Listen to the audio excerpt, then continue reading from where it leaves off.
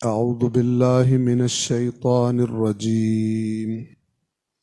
بسم الله الرحمن الرحيم.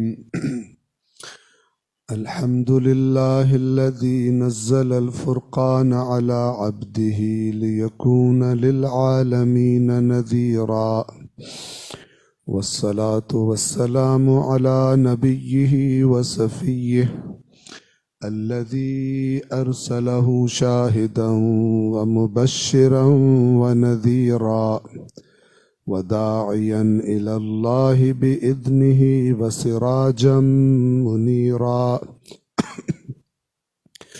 وعلى أهل بيته الذين أذهب الله عنهم الرجس وطهرهم تطهيرا.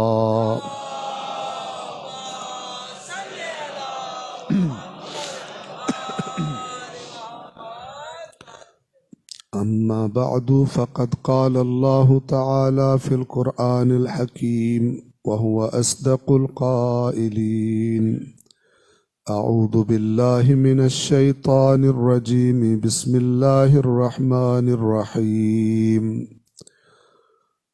تلك أمة قد خلت لها ما كسبت ولكم ما كسبتم ولا تسألون عما كانوا يعملون. صدق اللہ العلی العظیم. صلوات پڑھیں محمد والا.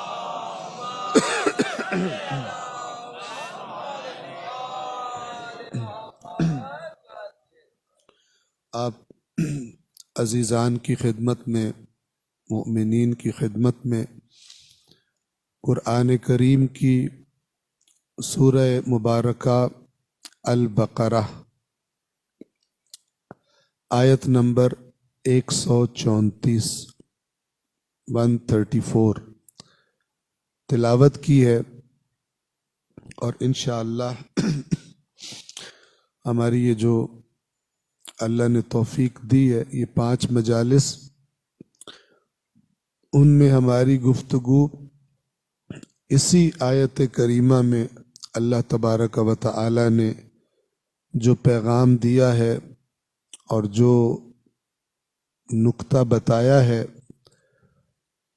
انشاءاللہ اسی کے اطراف میں ہماری گفتگو ہوگی.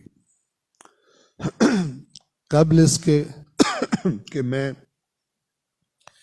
اس آیت کریمہ کی طرف آؤں اور آپ کی خدمت میں اس کا معنی اور مفہوم بیان کروں،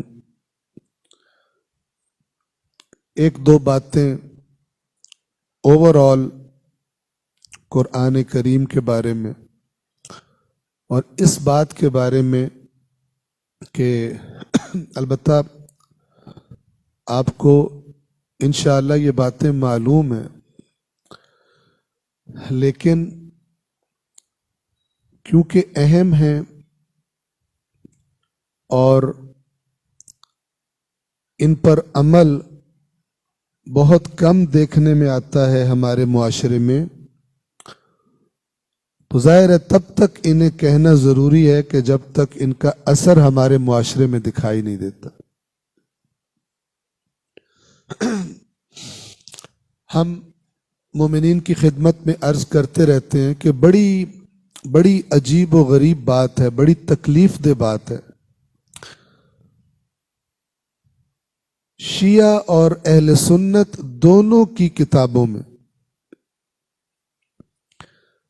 اللہ کے نبی کا یہ فرمان موجود ہے، دونوں گھروں کی کتابوں میں، چاہے شیعہ ہوں چاہے اہل سنت ہوں، دونوں کی کتابیں یہ گواہی دے رہی ہیں. تھوڑا بہت روایات کے الفاظ میں فرق ہے، لیکن اس بات پر تو پورا اتفاق ہے کہ اللہ کے نبی جب اس دنیا سے جانے والے تھے تو گویا اس فکر میں تھے کہ میرے بعد اس امت کا کیا انتظام ہونا چاہیے. تو اپنے بعد کے زمانے کی جب فکر ہوئی اللہ کے نبی کو، انہوں نے اہتمام کیا امت کی ہدایت کا، امت کو گائیڈ کرنے کا. تو اللہ کے نبی کی دسترس میں جو بہترین چیزیں تھی وہ ریکمینڈ کی امت کو. جو اللہ کے نبی کے پاس سب سے بہترین چیزیں تھیں وہ اپنی امت کو بتائیں اور کہا کہ اگر گمراہ نہیں ہونا چاہتے تو پھر میرے بعد تم نے ان سے جڑ کے رہنا ہے. اور ان چیزوں کی تعداد بھی کچھ زیادہ نہیں تھی. سمجھنے والی بات ہے، بنیادی ترین بات ہے، تاکہ پتہ چلے کہ امت کی یہ جو آج ہمیں خرابیاں نظر آ رہی ہیں اور آج جو ناہمواریاں نظر آ رہی ہیں، ان کی بنیاد کہاں سے پڑی؟ کیونکہ جب تک بنیاد ٹھیک نہ ہو تب تک اوپر سے میک اپ کرنے سے مسئلہ ٹھیک نہیں ہوتا. ڈاکٹر بھی بعض اوقات اگر بہت درد ہو رہا ہو تو پین کلر دے دیتے ہیں، لیکن کہتے ہیں کہ اصل جو بیماری ہے اس کا علاج ضروری ہے. یہ پین کلر جو ہے دانت میں درد ہو رہی ہے تو تمہیں دے دیتے ہیں، لیکن اصل میں تمہارا دانت نکالنا ہے یا اصل میں اس دانت کا ساتھ فلان سلوک کرنا ہے. اگر وہ نہیں کراؤ گے تو ہر روز پھر پین کلر ہی کھانے پڑیں گے. یہ آپ کے سامنے روزمرہ میں ہوتا رہتا ہے.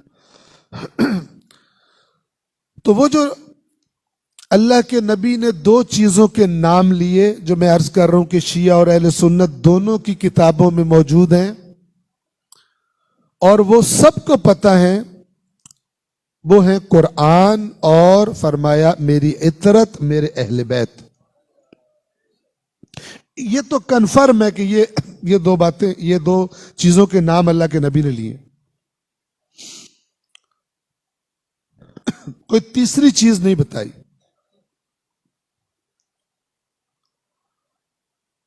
اور یہاں پر ایک اور بات جس کی طرف توجہ ہونی چاہیے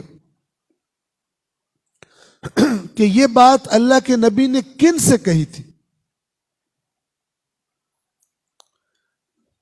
یہ انہی سے کہی تھی جن کو آج امت صحابہ رسول کے نام سے جانتی. یعنی ان سے کہا تھا میرے بعد تم نے ان دونوں کو آگے رکھنا ہے. میں اور آپ تو بعد میں آ رہے ہیں. اس وقت امت کون تھے؟ انہیں کیا کہتے ہیں آج ہم؟ صحابہ رسول، صحابہ کرام. ایسا ہے یا نہیں ہے؟ اللہ کے نبی نے یہ بات یہودیوں کو یا مسیحیوں کو بلا کے نہیں کی تھی کہ میں تمہارے درمیان دو چیزیں چھوڑ کے جا رہا ہوں. یہ اپنوں سے کہی تھی. یہ انہی کی ہدایت کو یقینی بنانے کے لیے کی تھی جو رسول پاک پر ایمان لا چکے تھے، اور انہی ہی کو صحابہ کرام کہتے. پس سب سے پہلے یہ حکم اور یہ تاکید اور یہ رہنمائی اور ثقلین سے تمسک سب سے پہلے کن کو حکم دیا گیا؟ صحابہ کرام کو حکم دیا. بعد میں پھر بس جو بھی خود کو عاشق کے صحابہ کہتا ہو اسے یہ پتہ ہونا چاہیے کہ جن کا وہ عاشق ہے ان کو رسول پاک نے کہا تھا قرآن اور اہل بیت کے ساتھ تم نے تمسک کرنا. آپ توجہ فرما رہے ہیں؟ تو یہ ہے وہ بنیاد جس پر اصل میں مکتب اہل بیت کی پوری عمارت کھڑی ہے. قرآن اور اہل بیت. تو جو میں کہہ رہا ہوں کہ جو دردناک بات ہے اس امت کی وہ یہ ہے کہ جن دو چیزوں کا اللہ کا نبی انہیں بتا کر گیا، تاکید کر کے گیا، ان دونوں کے ساتھ امت کا رویہ نہایت افسوسناک ہے ہمارے سمیت. کیونکہ ہمیں عام طور پہ عادت ہے کہ دوسرے ہی سارا غلط کرتے ہیں، ہم ٹھیک ہیں. وہ قوم کبھی سیدھے راستے پہ نہیں ہوتی جو سب سے پہلے اپنے بارے میں فکر میں نہ ہو کہ میں کیا کر رہا ہوں. میں نے عرض کیا کہ ان دونوں کے بارے میں بہت آپ سے توجہ کی میری ریکویسٹ ہے. جو بات نہ سمجھ میں آئے، جو بات غلط لگے، آپ مجھ سے سوال کر سکتے ہیں کہ یہ نہیں ہے ٹھیک، یہ آپ نے بات نہیں، ہلکی بات کی آپ نے. کیونکہ یہ جگہ جہاں پر آپ بیٹھے ہیں یہ بہترین درسگاہ ہے جو اللہ نے امام حسین کے صدقے آپ کو عطا فرمائی.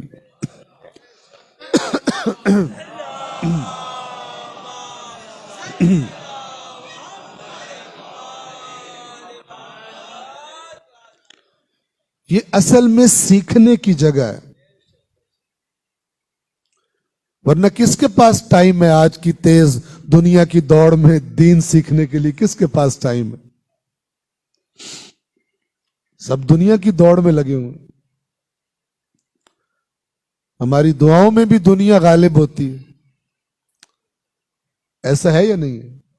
دنیا غالب ہوتی ہے. اور آج کے مہنگائی کے دور میں تو اور زیادہ دعاؤں میں بہت ساروں کی سوائے دنیا کی ہوتا کچھ نہیں. تو یہ سیکھنے کی جگہ، یہاں آنے کی نیت، جب بھی آپ فرش عزا پر جائیں تو یہ نیت کریں. منہ سے نہ کہیں، نیت منہ سے نہیں کہنی ہوتی، ضروری نہیں ہوتی، دل کے ارادے کی نیت ہوتی ہے، اور وہ بہت امپورٹنٹ ہوتا ہے. آپ کس لیے یہاں پہ آ رہے ہیں، اور وہ نیت کیا ہونی چاہیے؟ جب آپ گھر سے نکل رہے ہو، فیملی کے ساتھ آ رہے ہو، تو یہ نیت کریں کہ اے پروردگار، جو تیرا دین حسین نے کربلا میں قربانیاں دے کر بچایا تھا، اس دین کو سیکھنے کے لیے، تاکہ اس کے مطابق زندگی گزار سکوں، فرش عزا کے مدرسے میں جا رہا ہوں قربتاً اللہ. کلاس اٹینڈ کرنے جا رہا ہوں. پھر آپ کی نیت ہی ہوگی تو آہستہ آہستہ پھر ماحول بھی کلاس روم والا بن جائے گا. ہم نے اصل میں کچھ غفلت کی ہے، جس کی وجہ سے منبر بہت ساروں کے لیے آمدن کا ذریعہ بن گیا. اور یہاں پہ ملاوٹی مال اصلی مال سے زیادہ بکتا ہے. ملاوٹ والا مال پیور مال سے زیادہ بکتا ہے. جو کبھی آپ میں سے جو کوئی خدا کی کتاب کو سادہ ترجمے کی حد تک پڑھے، سنجیدگی سے، نہج البلاغہ کو سنجیدگی سے پڑھے، وہ فیل کر سکتا ہے، محسوس کر سکتا ہے کہ میں کیا بات کر رہا ہوں. ورنہ جس نے شروع سے سننے پہ ہی زور رکھا ہے، خود پڑھنے کی کچھ زحمت نہیں کی، اس کو ہو سکتا ہے کہ میری بات ہی بری لگے کہ یہ 2 نمبر بات کر رہا ہے. سنجیدہ لوگوں کی اور دنیا ہوتی ہے، سرسری باتوں کو لینے والوں کی اور دنیا ہوتی ہے. پڑھنے والوں کی، دین پڑھنے والوں کی اور دنیا ہوتی ہے، اور دین فقط سننے والوں کی اور دنیا ہوتی ہے. صلوات پڑھیں محمد و آل محمد.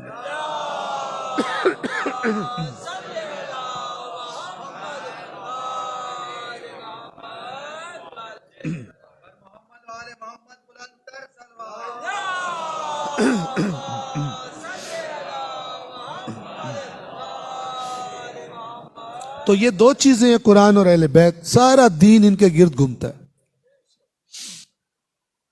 اور جو ان کو چھوڑ کے کہیں گھوم رہے ہیں، وہ کسی اور چیز کے گرد گھوم رہے ہیں، وہ دین کے گرد نہیں گھوم رہے. سمجھ رہے ہیں وہ دین ہے، لیکن وہ دین نہیں ہے. یہ کیٹیگری بھی معاشرے میں بڑی پائی جاتی ہے کہ دین سمجھ کے ایسے کام کر رہے ہوتے ہیں جو دین ہوتا ہی نہیں ہے. نہ اللہ نے کہا ہوتا ہے، نہ رسول نے، نہ اہل بیت نے، لگے ہوتے ہیں پھر بھی. تو یہ 2 چیزیں، قرآن اور اہل بیت، ان دونوں کی آپ تاریخ دیکھیں. اہل بیت کے بارے میں کتنا لحاظ کیا امت نے اپنے رسول کے فرمان کا.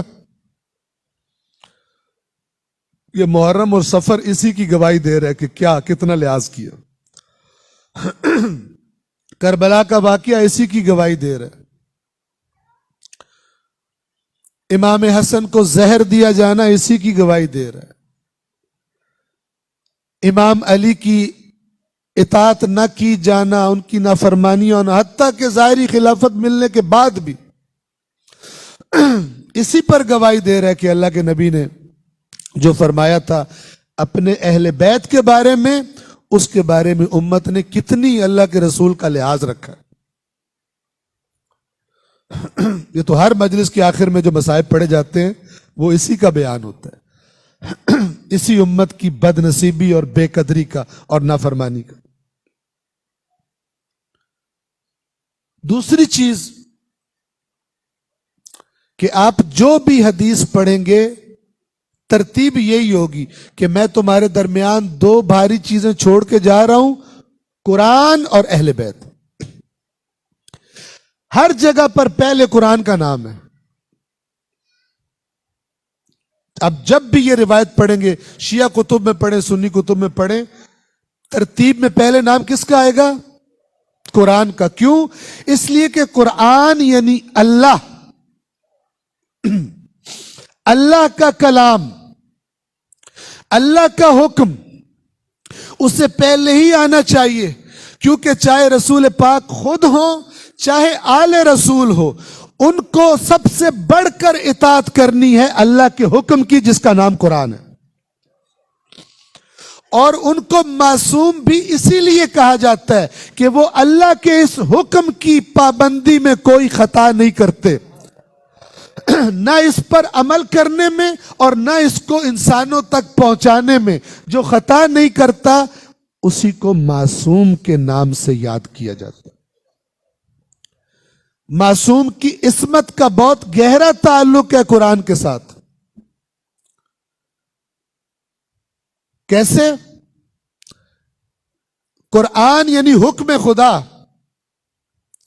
معصوم کون؟ جو حکم خدا کی اطاعت میں خطا نہیں کرتا. اسی لیے معصوم عن الخطا کہتے ہیں. اس کا معنی یہی ہوتا ہے. خطا کب کہیں گے؟ جب اللہ کی کسی بات میں اونچ نیچ کر دیں. جو نہیں کرتا اونچ نیچ، جو نہیں کرتا خطا، وہ معصوم کہلائے گا.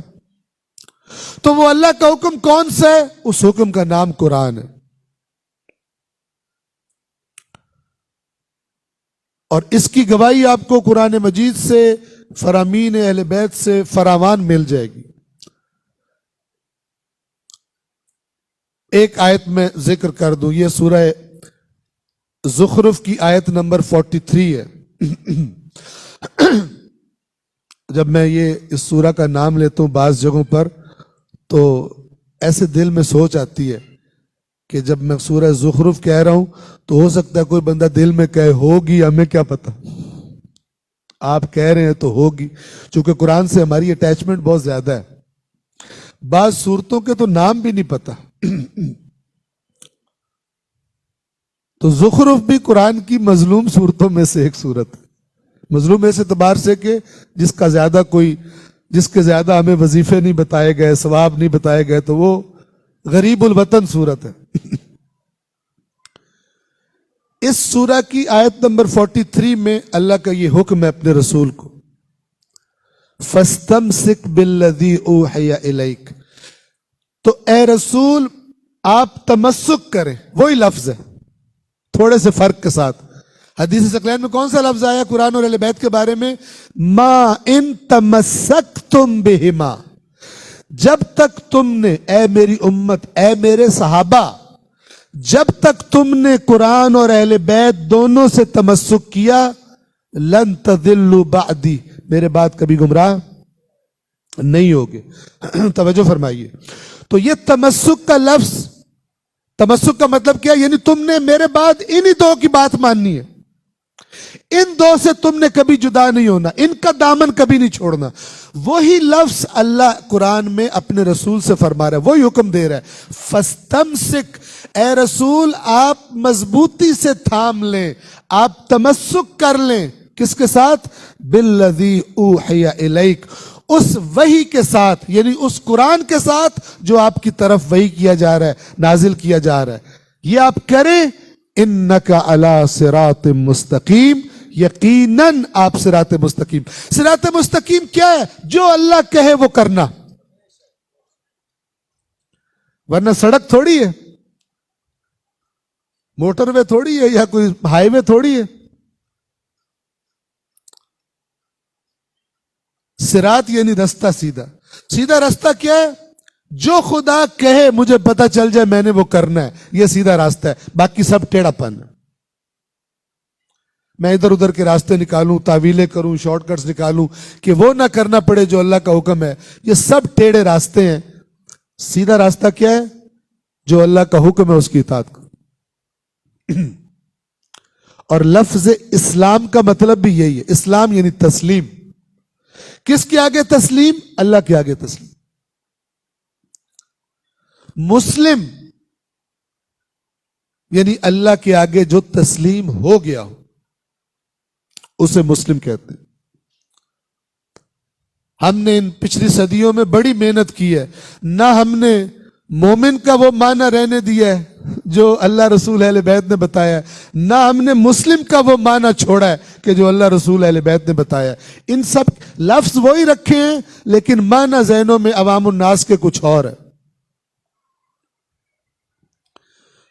और मैं उसको कहा करता हूं बुलेट प्रूफ ईमान, कि बंदा चोरी करे तब भी मोमिन रहता है, बुलेट प्रूफ है। बड़े से बड़ा गुनाह भी उसके ईमान में कोई फर्क नहीं डालता। चोरी करे, रिश्वत खाए, झूठ बोले, गालियां बके, दूसरों का हक मार जाए, कौन है? अपना मोमिन भाई है। ये हमारी मेहनत है। इस मेहनत का कोई ताल्लुक कुरान, रसूल और अहले बैत से नहीं है। ये मोमिन का जो तस्वुर हमने निकाला है, ये पता नहीं कैसे निकाला, वरना आयात कुरान ने, अहादीस रसूल और फरामीन अहले बैत ने बड़ी वजाहत के साथ बताया है हम किसे मोमिन कहते हैं। बड़ी वजाहत से बताया है हम जो शिया का लफ्ज इस्तेमाल करते हैं वो किन सिफात वाले लोगों के लिए इस्तेमाल करते हैं। जो ना पढ़े उसकी अपनी मर्जी, जो सिर्फ सुनने पे गाड़ी चला रहा है, जो ना एक दफा चेक करे कुरान हदीस से, उसकी अपनी मर्जी। और अल्लाह कहेगा तू कितना समझदार आदमी है कि जहां तूने 50-60 साल गुजारने थे, तू हर वक्त उसको उसके चक्रों में रहता था दुनिया के, और जहां तूने अबदी जिंदगी गुजारनी थी वहां तू फकत सुनी सुनाई पे रहा, उसको तूने संजीदा नहीं लिया। बहुत समझदार निकला तू, तो बहुत अक्लमंद निकला तू, आफरीन, शाबाश।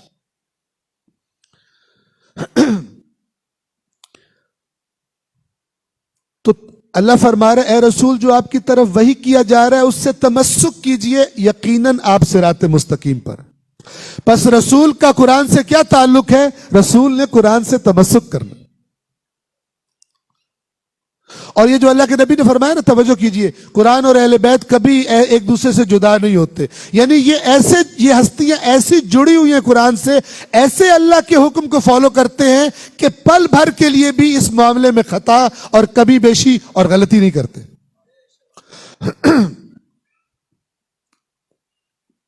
और आपकी खिदमत में बयान करूं कि सवाल किया गया इमाम ज़ैनुल आबिदीन अलैहिस्सलातु वस्सलाम से,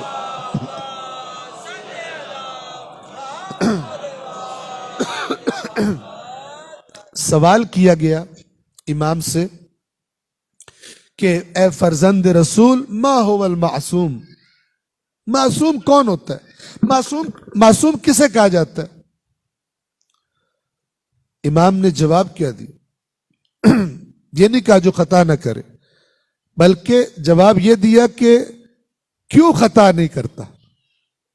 तवज्जो फरमाए।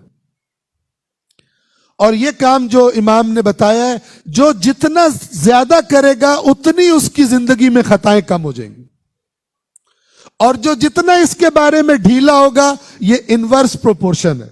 यानी वो ज्यादा तमस्सुक, ज्यादा खताएं कम, तमस्सुक कम, खताएं ज्यादा, गुनाह ज्यादा। ये फॉर्मूला है। मोहम्मद व आले मोहम्मद के लिए कुरान से तमस्सुक फॉर्मूला है, بتاتا ہوں ابھی آپ کو وہ روایت بتاتا ہوں. اور امت کے لیے قرآن و اہل بیت سے تمسک، جتنا تمسک زیادہ ہوگا گناہ اور خطائیں کم ہوں گی، جتنا تمسک کم ہوگا گناہ اور خطائیں زیادہ ہوں گی. تو امام سے جب پوچھا گیا کہ ما هو المعصوم، معصوم کون ہوتا ہے،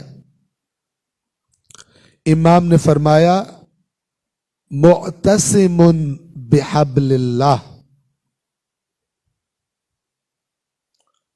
معتصم بڑا ایک اچھا لفظ ہے، لیکن ایک خبیث عباسی خلیفہ کے نام ہونے کی وجہ سے بدنام ہے.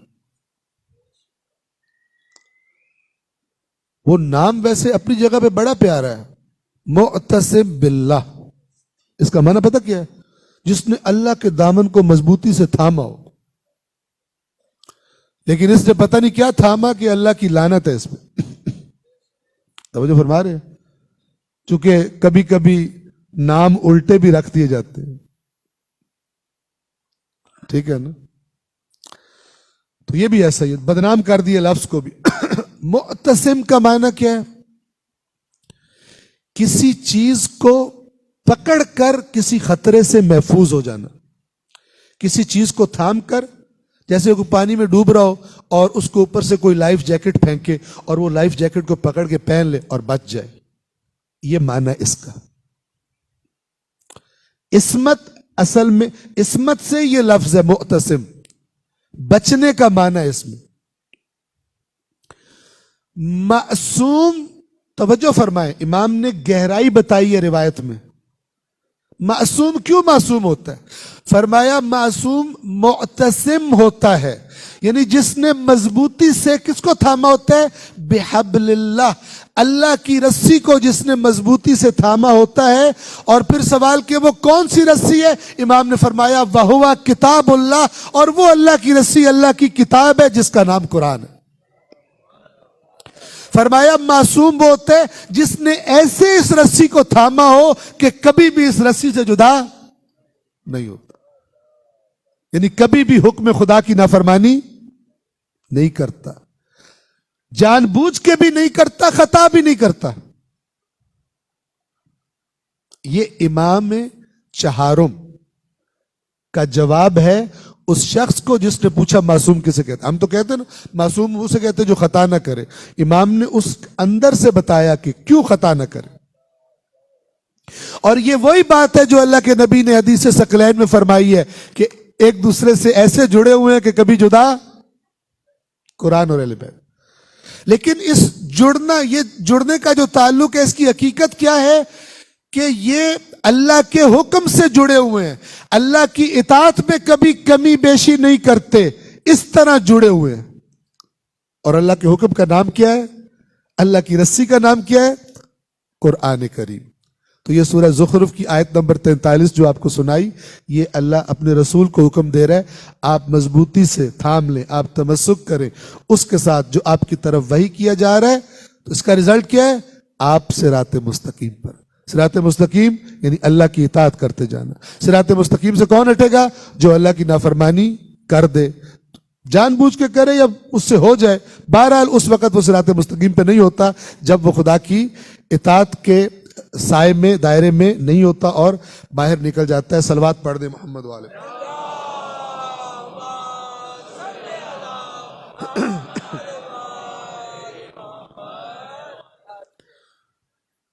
انشاءاللہ واضح ہے یہاں تک. اب آئیے یہ قرآن مجید کا کیا معاملہ ہے. یہ میں آپ کو پورے ذمہ داری سے اور پورے یقین سے کہہ رہا ہوں، اور یقین میرا اپنا گھڑا ہوا نہیں ہے. جو کچھ آیات قرآن سے سمجھ آئیے اور جو کچھ فرامین رسول پاک سے سمجھ آئیے، جو کچھ نہج البلاغہ کے اندر میں نے قرآن کے بارے میں پڑھا ہے، جو کچھ میں نے مثلا الکافی میں روایات معصومین میں اہل قرآن کے بارے میں پڑھا ہے، اس سارے کی روشنی میں آپ سے کہہ رہا ہوں کہ اگر آپ اس قرآن مجید کے ساتھ آپ کی اچھی اٹیچمنٹ نہیں ہے، پکا رشتہ نہیں ہے، وہ رشتہ جو اللہ چاہتا ہے، نہ وہ رشتے جو ہم نے بنائے ہوئے ہیں، وظیفوں والے رشتے، تعویذوں والے رشتے، پتہ نہیں زعفران سے لکھنے والے رشتے، ان میں سے کوئی رشتہ جو ہے نا وہ نہیں ہے جو اللہ نے اصل میں کہا ہے کہ تمہارا یہ رشتہ ہو قرآن سے۔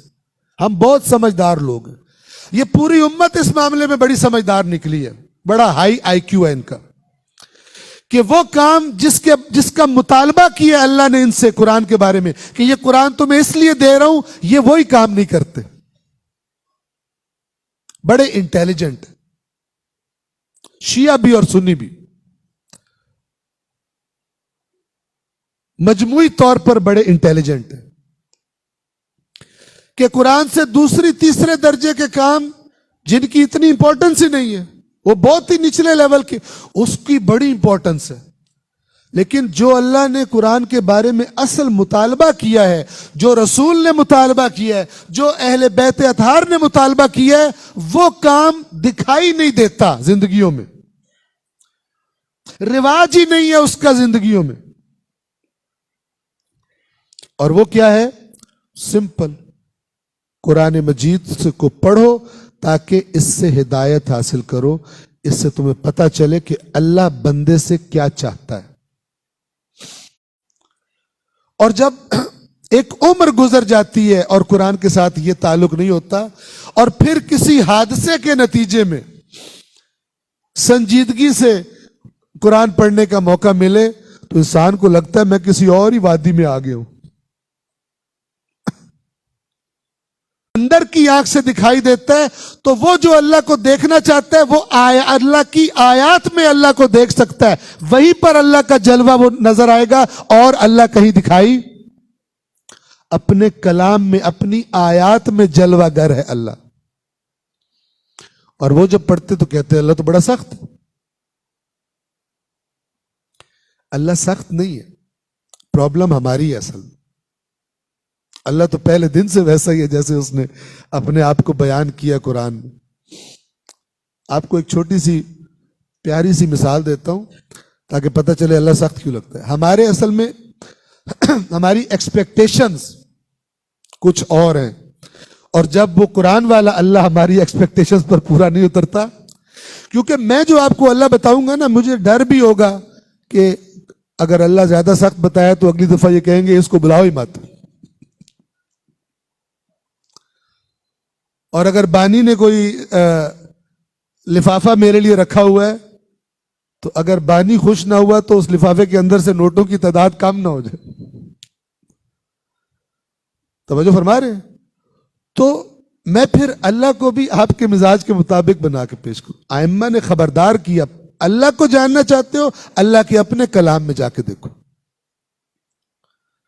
مولا علی کو پہچاننا چاہتے ہو، سنتے رہنا بعد میں، پہلے مولا علی کا اپنا کلام بھی تو ہے نا ایک کتاب کی شکل میں تمہارے پاس۔ اگر سمجھدار ہو تو پہلے کلام علی کے اپنے کلام سے علی کو پہچان لو، بعد میں جتنی مرضی تقریریں خطیبوں کی سنتے رہنا۔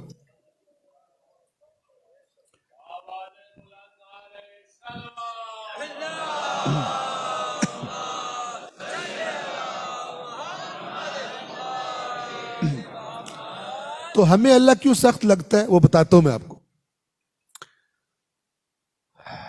جب ہم پڑھا کرتے تھے اپنے اسکول کالج کے زمانے میں تو تب اس قسم کے سین کچھ یاد ہیں ہمیں کہ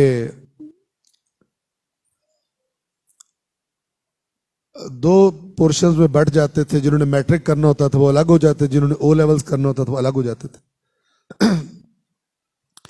تو میٹرک کے بورڈ کا امتحان قریب آیا تو بچوں نے کہا کہ جو پاکستان میں بڑا کامن پریکٹس ہے، یہ تبھی پاکستان ترقی کی بلندیوں کو چھو رہا ہے، تو بچوں کو فکر ہوئی کہ امتحان قریب آ گیا، تو صحیح والے بچے تو کتابوں کے پیچھے جاتے ہیں اور جو بہت صحیح بچے ہوں وہ ایگزامینر کے پیچھے جاتے ہیں کہ پتہ کرو کون آ رہا ہے، ایگزامینر کون ہے۔ جس نے امتحان لینا. اللہ کیوں سخت لگتا ہے وہ بتا رہا ہوں آپ کو. چونکہ انفارمیشن ہی غلط ہے اللہ کے بارے میں، پھر جب اصلی سے ملاقات ہوئی تو کہتے ہیں بڑا سخت ہے.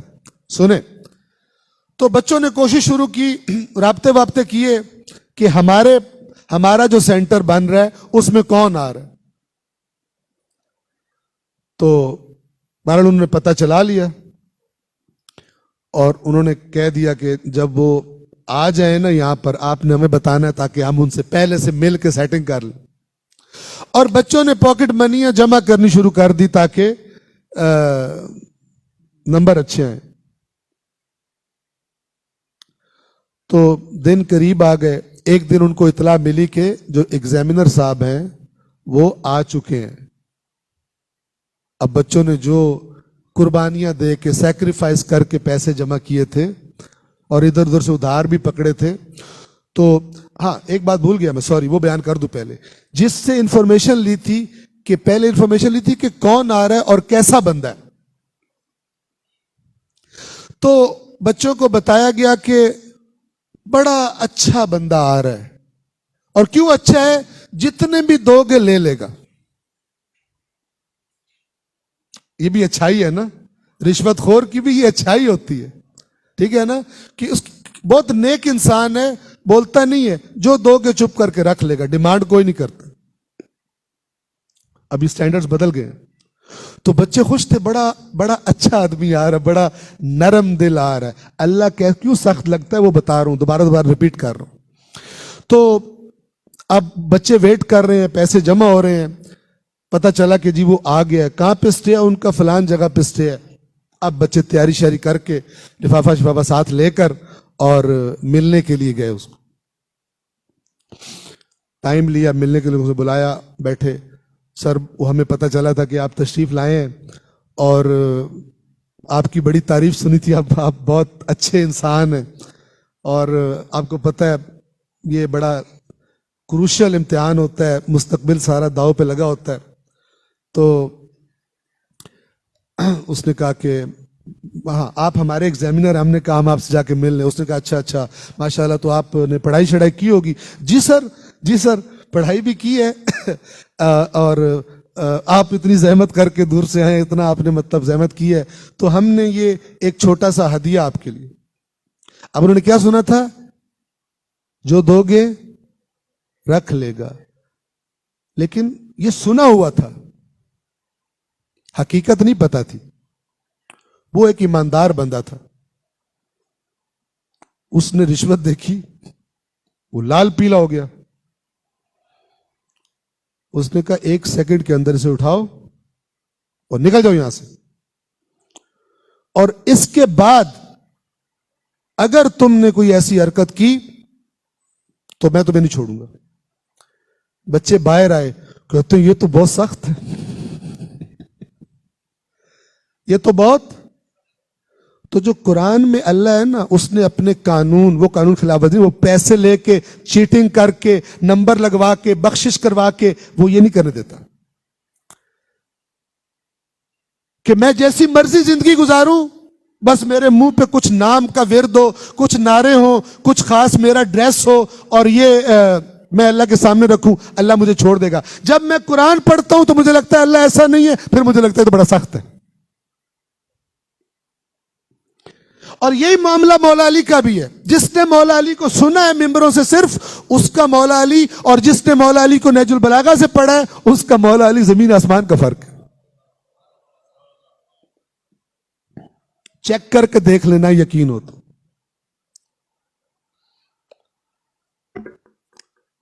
کلام علی پڑھ کے دیکھیں، اور مجھے توفیق ملی تو تھوڑا سا میں آپ کو انشاءاللہ ان دنوں میں میری کوشش ہے کہ وہ بھی سناؤں گا. صلوات پڑھے مولا کی ذات اقدس پر.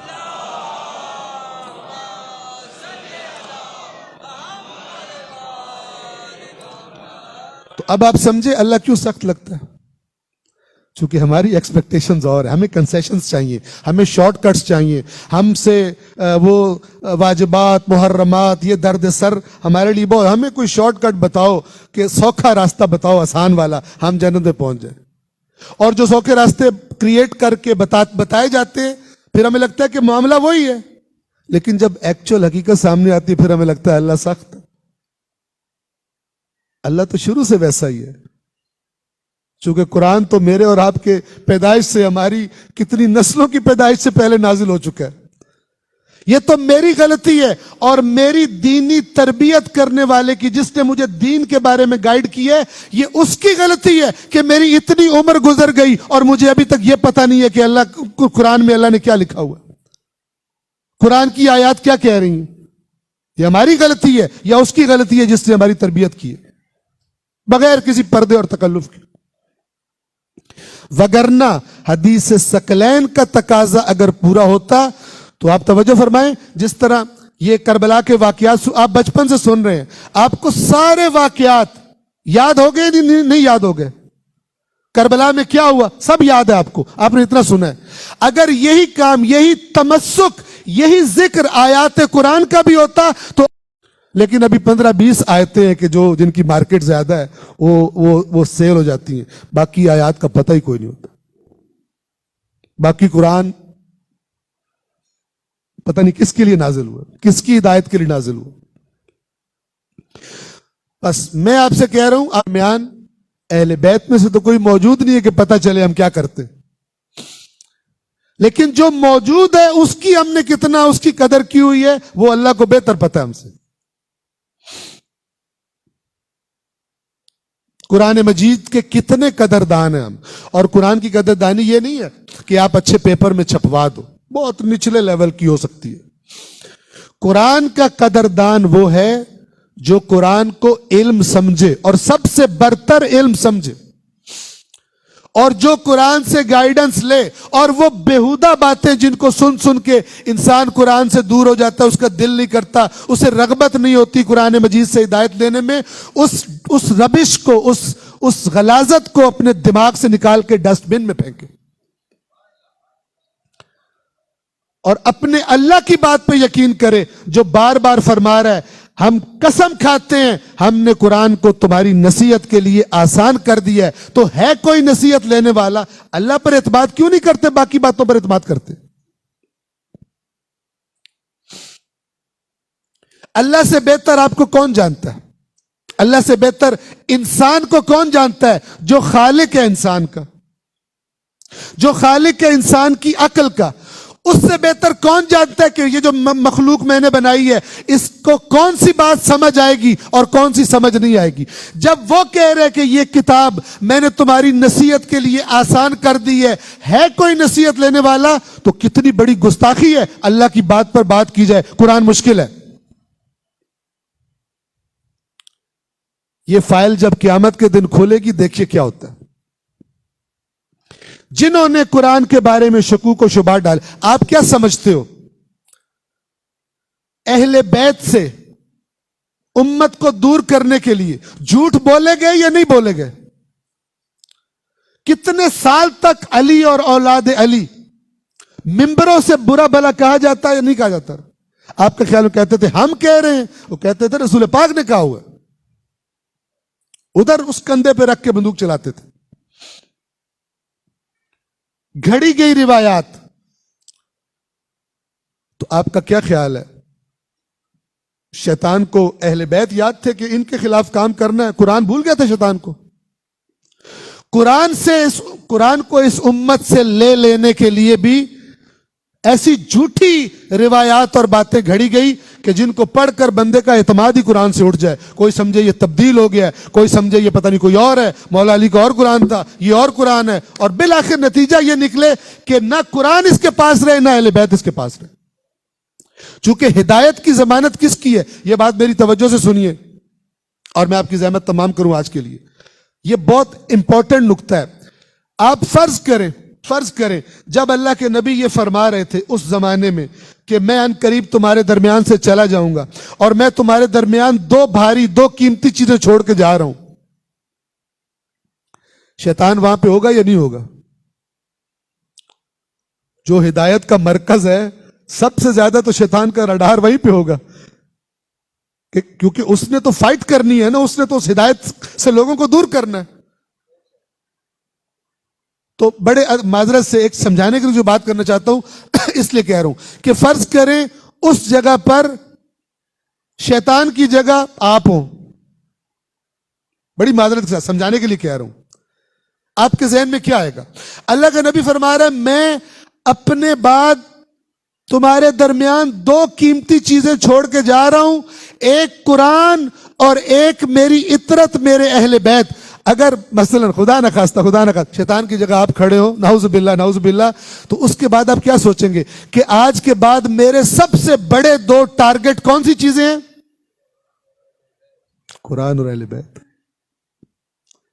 यानी वो प्लान करेगा कि इन दोनों से तमस्सुक में रसूल हिदायत की गारंटी दे रहे हैं ना, तो फिर शैतान का नस्बुल ऐन उसके बाद क्या हो जाएगा कि मैं अगर उम्मत को इन दोनों से या इनमें से किसी एक से भी किसी को दूर कर दूं तो गारंटी हिदायत की खत्म हो गई, मेरा काम हो गया, चाहे एक को वो जितना मर्जी चूमता चाटता रहे। तो उसने बाज को अहले बैत से दूर किया और बाज को, तवज्जो फरमा रहे, और याद रख लें, जिसकी कुरान से अटैचमेंट नहीं है, हकीकत में उसकी अहले बैत से अटैचमेंट नहीं है, हकीकत में। इसलिए कि कुरान और अहले बैत रहते ही इकट्ठे हैं, जहां पे भी रहें, जुदाई नहीं हो सकते। जिस दिल में कुरान मजीद की जगह नहीं है, अटैचमेंट नहीं है, वो कहीं से चेक करा ले कि ये जो मैं अहले बैत कर रहा हूं, ये असली वाले अहले बैत है या कुछ उनके नाम पे कुछ और हो गया मेरे साथ। और जो कहे कि नहीं अहले बैत की जरूरत कोई नहीं, मैं कुरान का बड़ा चैंपियन हूं, वो फिर शैतान ने उसे चैंपियन बनाया हुआ, चैंपियन कोई नहीं है। तवज्जो फरमा रहे, क्योंकि हदीस सकलैन का माना सिंपल, कुरान से गहरा मजबूत ताल्लुक, अहले बैत अतार से गहरा और मजबूत ताल्लुक, और वो तमस्सुक जिसका जो लफ्ज आया, तमस्सुक का मतलब क्या है? यानी तुमने इनसे अलग नहीं होना, इन्हें अपने पीछे चलाना नहीं, तुमने इन दोनों के पीछे चलना, तुमने इन दोनों के पीछे चलना। तो आज की ये मजलिस और गुफ्तगू इसलिए थी कि एक ओवरऑल पिक्चर कि अल्लाह के रसूल ने, अल्लाह के सच्चे रसूल ने क्या क्या फॉर्मूला दिया है सिरात मुस्तकीम पर बाकी रहने का, जो हमारी किताबों में सिर्फ मौजूद नहीं है, वो कुतुब बिरादरान अहले सुन्नत के अंदर भी मौजूद है। उस फॉर्मूले पर जब हम देखते हैं मजमूई तौर पर, तो ढूंढ कर मिलेंगे वो लोग कि जिन्होंने हदीस सकलैन के फॉर्मूले को वाकई संजीदा लिया है, और कुरान को भी संजीदगी से लिया है, और अहले बैत अतार को भी संजीदगी से लिया है। सलवात पढ़े मोहम्मद वाले।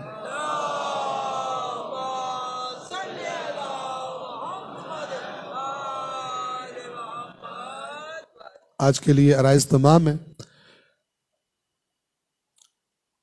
आज की शब शहादत है रिवायात के मुताबिक इमाम हश्तुम की।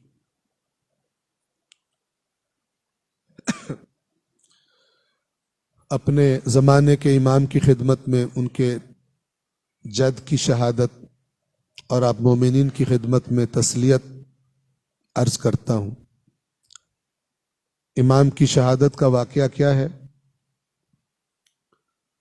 अबा सल्त हरवी रावी हैं, इमाम के सहाबी हैं, वो बयान करते हैं कि जब इमाम को बुलाया गया और जहर दिया जाना था, तो जब उस जगह पर इमाम पहुंचे और अंदर दाखिल होने लगे, तो मैं इमाम के साथ था।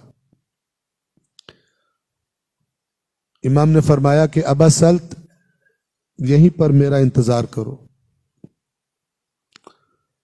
जब मैं बाहर आऊं, जब मैं वापस आऊं, तो अगर तुम देखो कि मैंने अपनी अबा अपने सर पे ओढ़ ली है, तो समझ लेना कि इन लोगों ने मुझे जहर दे दिया। अबा सल्त, इमाम अंदर चले गए, अबा सल्त मुंतजर हैं। कुछ देर न गुजरी, दुआएं मांग रहे हैं। खुद रावी हैं कि ऐ काश کہ جب امام آئیں تو وہ نشانی نہ ہو، ابا سر پہ نہ ہو، لیکن پھر خود ہی بیان کرتے ہیں کہ دروازہ کھلا اور میں نے جب امام پر نگاہ ڈالی تو میں نے دیکھا کہ امام نے اپنی ابا اپنے سر پہ اوڑھ رکھی ہے۔ چلتے ہوئے میرے قریب آئے اور آ کر تکلیف کے عالم میں فرمایا، ابا سلط، جو زہر مجھے دیا گیا ہے اس نے میرے جگر کو ٹکڑے کر دیا ہے۔ گھر کی طرف روانہ ہوئے، چلتے ہوئے کبھی زمین پر بیٹھ جاتے ہیں، نہیں چل پاتے، کبھی کھڑے ہوتے ہیں، گھر کی طرف سفر کو جاری رکھتے ہیں۔ عزیزان محترم، خدا جانے کس مشکل کے ساتھ امام اپنے گھر تک پہنچے۔ امام رؤوف ہیں، رحمت للعالمین کے فرزند ہیں، انہی کی سیرت ہے۔ جیسے ہی گھر پہنچے سوال یہ کیا کہ دیر ہو چکی ہے، خادموں نے، گھر کے خادموں نے کھانا کھایا ہے یا کھانا نہیں کھایا؟ تو جواب ملا، مولا آپ کی پریشانی تھی، کسی نے کھانا نہیں کھایا۔ امام نے اس تکلیف کے باوجود حکم دیا کہ فوراً دسترخوان لگایا جائے اور سب اس دسترخوان پر بیٹھ کر کھانا کھائیں۔ امام بھی وہیں بیٹھ گئے، سب لوگ آئے خادمان اور کھانا کھانے لگے۔ ایک ایک سے امام نے ملاقات کی، گویا ایک ایک سے امام نے الوداع کیا۔ کھانا کھانے کے بعد دسترخوان سمیٹ دیا گیا اور سب باہر چلے گئے۔ ابا سلط کہتے امام نے فرمایا، قالین ہٹا دو، مجھے مٹی پر لیٹنے کے لیے جگہ بنا دو۔ اس کے بعد روایت کے لفظ ہیں، ابا سلط کی روایت ہے کہ میں نے دیکھا کہ زمین پر امام رضا ایسے تڑپ رہے تھے جیسے وہ تڑپتا ہے جسے کسی سانپ نے، زہریلے سانپ نے ڈس لیا ہو۔ امام تڑپتے بھی جا رہے تھے لیکن بار بار دروازے کی طرف دیکھتے تھے، شاید کسی کا انتظار تھا۔ ہاں عزادارو، انتظار تھا اپنے فرزند امام جواد کا کہ اس آخری وقت میں وہ آ جائیں اور بابا سے ملاقات ہو جائے۔ پھر جس کا انتظار تھا وہ اعجاز سے، اذن خدا سے آ گئے اور اپنے بابا کے سر کو اپنی گود میں، اپنی آغوش میں لے لیا۔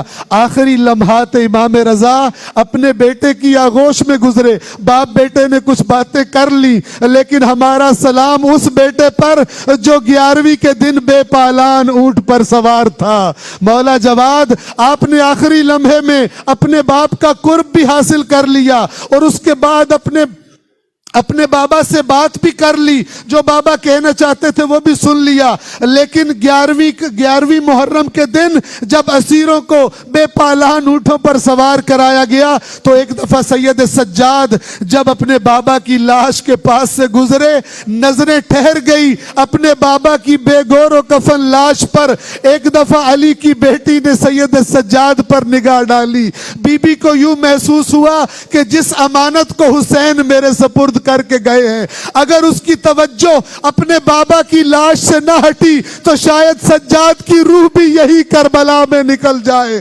پکارا سجاد کو، اے میرے بیٹے سجاد، اے میرے بھائی حسین کی نشانی، یہ تیری کیا حالت دیکھ رہی ہوں؟ اگر تیری یہی حالت رہی تو مجھے لگتا ہے تیری جان یہی نکل جائے گی۔ سید سجاد جواب دیتے ہیں، پھوپھی اماں، جس بیٹے کی نظروں کے سامنے اس کے بابا کی بے گور و کفن لاش پڑی ہو، جس کو گھوڑوں کے سموں کے نیچے پامال کر دیا گیا ہو اور اس کو اتنی اجازت نہ ہو کہ نیچے اتر آئے اور اپنے بابا کی لاش کو دفنا دے، اپنے بابا کی بے کفن لاش کو کفن پہنا دے، اس کی کیفیت مجھ جیسی نہ ہو تو پھر اس کی کیفیت اور کیسی ہوگی؟